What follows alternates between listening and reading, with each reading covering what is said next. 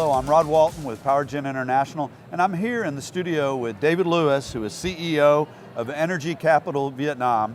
And David, let's talk a little bit about ECV, what it is, what its purpose is, Sure. and how it came into be. So Energy Capital Vietnam is a specialty company focused on developing energy infrastructure in Vietnam, and specifically be a platform for American investment into the country.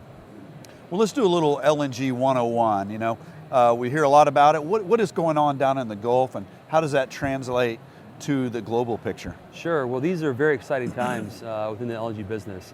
And really what's happening in LNG is a reflection of what's happened in the upstream industry in the US over the past decade. The short version is the shale revolution and all the fracking have led to a global transformation in the energy landscape. And now the US is the #1 producer of oil and gas globally. And we have a tremendous amount of natural gas reserves. And effectively the market has recognized that or the industry has recognized that the future market for nat gas, we have so many abundant reserves here, is to get it to the coast, convert it into a liquid form by freezing it down to -265 Fahrenheit, so it becomes liquid, load it on a big container ship, like oil cargoes, and then ship it abroad to the areas of greatest need, which really are emerging markets and primarily Asia. Well, that gets to my next question, which is why Vietnam? Well, fundamentally, the demand profile. The World Bank estimates that Vietnam needs 90,000 megawatts of power generation built over the next 10 to 12 years. And so it's,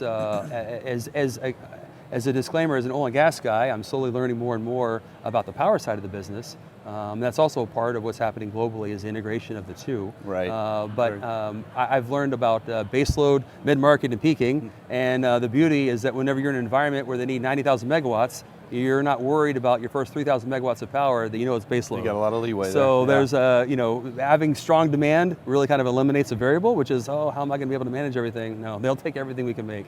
So does LNG and the potential therein with power generation, is it more of an on-site power thing, or is there really a potential to kind of revolutionize the utility scale power generation picture? Sure, so fundamentally, in addition to kind of the global landscape as far as how LNG is changing the world as far as the integration of gas to power, inside Vietnam there's a lot of changes happening, and they're transitioning away from coal more towards cleaner burning natural gas as providing their baseload supply of fuel.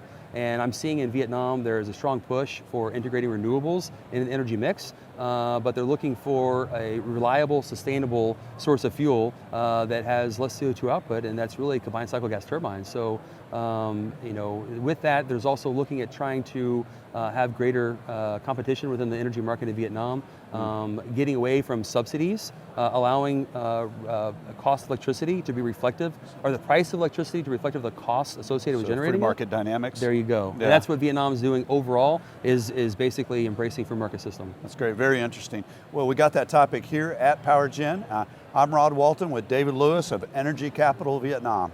Thank you, David. Thank you, appreciate it.